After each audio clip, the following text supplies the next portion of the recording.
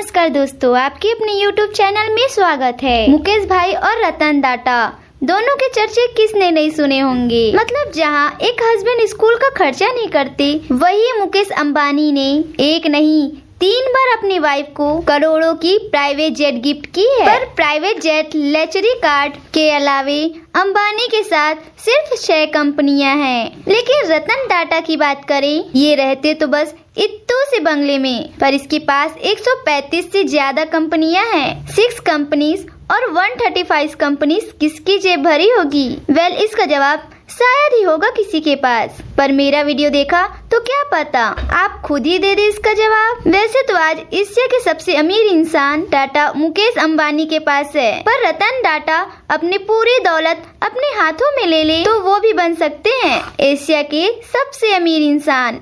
लेकिन वो आखिर ऐसा कर क्यों नहीं रहे? तो चलिए आपके सवालों को जवाब जानने के लिए शुरू करते हमारा इन बिजनेसमैन का पैसे और शो ऑफ से भरा ये सफर। मुकेश अंबानी वीएस रतन टाटा, किसका शौक है ज्यादा? नंबर 1, ऐसे थे दोनों की कंपनी की शुरुआत। चलिए सफर की शुरुआत करते हैं 21,000 रुपए से शुरू हुई एक टेक्सटाइल्स कंपनी से, जिसका नेटवर्क आज 5 लाख करोड़ रुपए हो गया है। लेकिन 21,000 से 5 लाख करोड़ तक का ये सफर आसान नहीं था, क्योंकि 1839 ने जमशेद टाटा जी का स्ट्रगल 34 साल की उम्र में ही मुंबई से शुरू हुआ था, जहां से ग्रेजुएशन खत्म करते ही उन पर घर की जिम्मेदारियां आ गई, जिन्हें उसे पूरा करने के लिए 21,000 रुपए जोड़कर शुरू किया टेक्सटाइल की ट्रेडिंग का काम। फिर जैसे ही धंधे में पांव जम गए, वैसे ही जमशेद जी ने नागपुर में अपनी पहली टेक्सटाइल शुरू की, जहां उन पर लक्ष्मी जी की कृपा ऐसी बरसी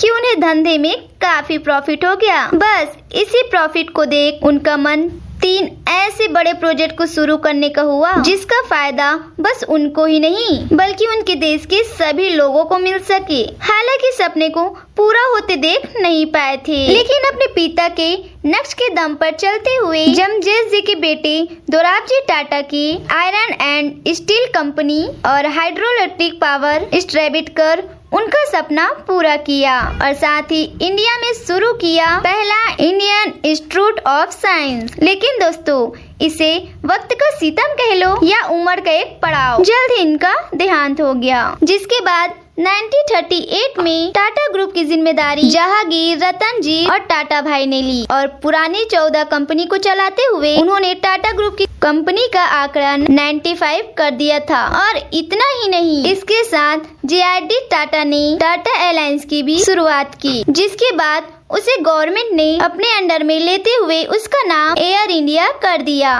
पर इन सब की बात इन 3 पीढ़ियों के नाम और काम को आगे बढ़ाने की जिम्मेदारी मिली रतन नवर टाटा को, जिन्होंने उसे बखूबी निभाते हुए टाटा इंडस्ट्रीज का नाम आज ग्लोबली ऐसा फेमस कर दिया है। बच्चा बच्चा टाटा के बारे में जानता है और टाटा के साथ काम जरूर करना चाहता है, तभी तो कंपनी का नेटवर्क आज 5 लाख करोड़ रुपए है। अब बात करते हैं उस इंसान की जिसकी एक गाड़ी की कीमत में नॉर्मल इंसान बंगला बना लेता है। और सिर्फ इतना ही नहीं, इन्होंने 6 फ्लोर की जो बड़ी बिल्डिंग पार्किंग अपने घर में बनवाई है ना, उतनी बड़ी बड़ी बिल्डिंग्स में आधे से ज्यादा मुंबई की पॉपुलेशन रहती है। यहाँ आपका गेस बिल्कुल सही है, मैं यहाँ बात कर रही हूँ अंबानी की, जिनके हाथ में कोई सोने का कटोरा नहीं था, और हमारे भी पापा की तरह धीरूभाई अंबानी ने कड़ी मेहनत और सैलरी में मिलने वाली सिल्वर कॉइन्स को जमा कर करके अपना बिजनेस शुरू किया था। मतलब पैसा जमा होने पर विदेश की नौकरी को छोड़कर मुंबई की एक चौल में रहने आ गए, और जैसे तैसे बहुत संघर्ष और मेहनत के बाद धीरूभाई अंबानी ने रिलायंस कॉर्पोरेशन को शुरू किया, जो मसालों और यार्न्स में कॉपरेट करता था। और जैसे ही मसालों और यार्न्स के धंधे में सेट हो गए, वैसे ही उन्होंने विमल नाम से अपने कपड़ों बिजनेस भी शुरू कर दिया।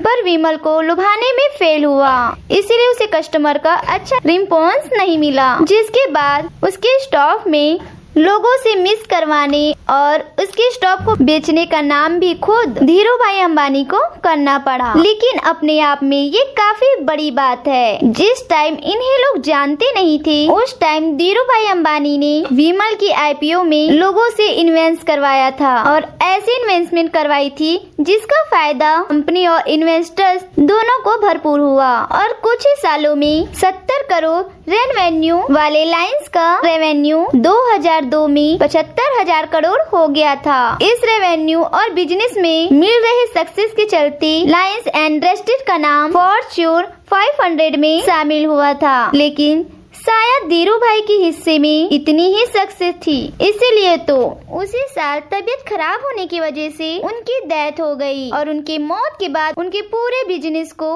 उनके दोनों बेटे मुकेश और अनिल अंबानी के बीच डिवाइड कर दिया गया। पर दोनों भाई की बिजनेस का तरीका काफी अलग था, इसलिए जहां एक भाई कोर्ट में खुद गवाही दे रहा है कि उसकी नेटवर्क 0 हो गई है, वहीं मुकेश अंबानी का नेटवर्क 7,900 करोड़ डॉलर्स है। नंबर 2, किसका पैसा है ज्यादा, जिससे होता है उसका फायदा। चलिए बात करते हैं इनके आज की, यानी इन दोनों के पैसों की, क्योंकि ये सारी लड़ाई उसी की तो है। पर क्या आप जानते हैं 88 मिलियन नेटवर्क वाले मुकेश अंबानी रिलायंस डिटेल्स, रिलायंस पेट्रोलियम और रिलायंस जियो जैसी की कई कंपनी की मालिक हैं, परंतु वहीं 135 कंपनी की सबसे रिच होते हुए भी रतन टाटा का नेटवर्क हमेशा अंबानी से कम रहा है और कभी कागजों पर दिखाई भी नहीं दिया। पर आखिर क्यों? तो आइए आज जानते हैं। ये सब तो हम सभी को पता है कि रिलायंस इंडस्ट्रीज की लिमिटेड रिलायंस इंडस्ट्रीज लिमिटेड में ही काम कर रही है, लेकिन वही टाटा ग्रोथ हॉर्मोन्स में ही काम कर रहा है, जैसे कि स्टील, केमिकल, ऑटोमोबाइल वगैरह वगैरह। तभी तो ये कंपनी ज्यादा होने की वजह से टाटा ग्रुप के मार्केट का capital most of the time Reliance group से ज्यादा ही रहता है। फिर भी मुकेश अंबानी का नेटवर्क आज इंडिया में सबसे ज्यादा कैसे, यही जानना चाहते हैं ना आप? तो आपकी प्रॉब्लम को सॉल्व करते हुए मैं बताती हूँ कि मुकेश अंबानी का नेटवर्क इसलिए ज्यादा है क्योंकि रिलायंस ग्रुप में 48% शेयर्स के मालिक हैं और जब शेयर्स के आधे लगभग नाम है तो जाहिर सी बात है कंपनी का फायदा होने पे आदमी की वैल्यू भी बढ़ती है। इसीलिए तो सितंबर 2020 में अंबानी साहब का नेटवर्क 88 मिलियन डॉलर हो गया था। लेकिन वही अगर हम बात करें रतन टाटा की, तो टाटा ग्रुप में 1% से भी कम शेयर के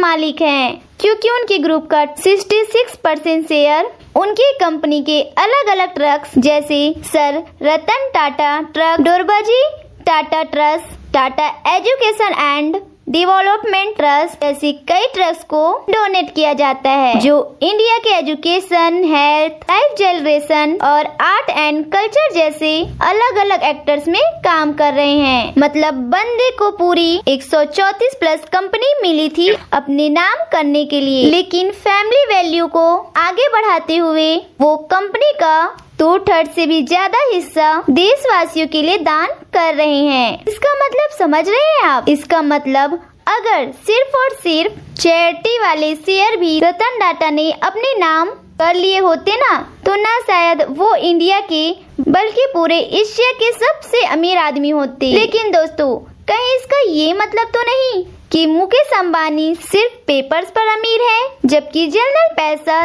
रतन टाटा के पास है?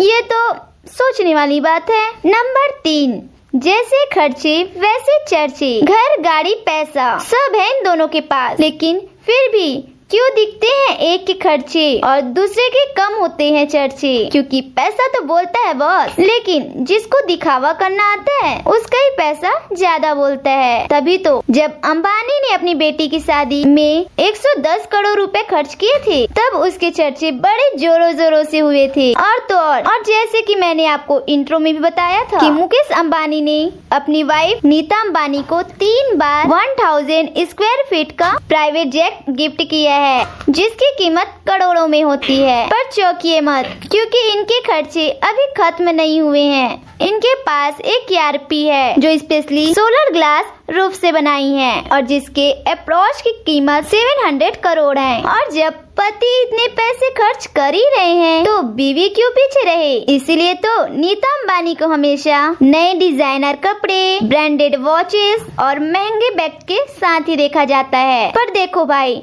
जब सेठ इंडियन का सबसे अमीर आदमी हो तो उसके नौकर को भी तो उसके स्टैंडर्ड का होना चाहिए। इसीलिए मुकेश अंबानी अपने सिक्योरिटी गार्ड को भी 2.5 से 3 करोड़ वाली मर्सरी AMG G63S साथ लेके घूमते हैं। और तो और अपने इंटीरियर में गर्मी में स्नोफॉल का मजा लेने के लिए इन्होंने उसके लिए अलग से रूम तक बनवाया है। लेकिन वही अगर हम रतन टाटा के खर्चों की बात करें तो उनकी आइडियोलॉजी हमेशा से सिंपल लिविंग ही रही है। इसीलिए तो उन्होंने आज तक कोई बड़ा खर्चा नहीं करते हुए अपना घर भी काफी सिंपल और एलिगेंट रखा है और साथ ही अपने पैसे को स्टार्टअप में इन्वेस्ट किया है ताकि उनकी कंट्री और कंट्री के लोग दोनों आगे बढ़ सके। फिर इसके अलावा उनका टाटा हेल्थ केयर को खुद को स्पेंस करते हुए अब इंडिया के 25 स्टेट और यूनियन टेरिटरीज में फैल गया है। और अब तो टाटा ग्रुप अपनी कंपनीज की तरह सोशल वर्क के हर फील्ड्स में अपने पैर फंसाने लगी है। फिर चाहे वो वाटर सेविंग्स हो या स्पोर्ट्स या मैनेजमेंट या फिर डिजास्टर मैनेजमेंट या सोशल जस्टिस क्यों ना हो, पर जिस तरह से